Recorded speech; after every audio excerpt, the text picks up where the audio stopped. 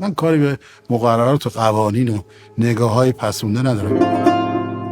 امروز قطعی و یقینی ما جرمی تحت عنوان خوانندگی زنان نداریم.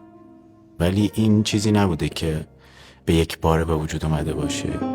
همون نگاه محدود اجتماعی باعث می شده که برای حرکت بانوان اینقدر زمین داریم. بیشترش مال مرداست.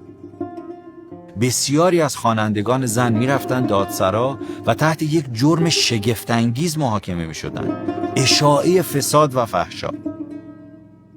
تمام این چند دهه رو ببینید که این همه محدودیت بوده که نسبت به اون موقعی که تازه آزاد بوده از قبل از انقلاب میوه بیشتری داده.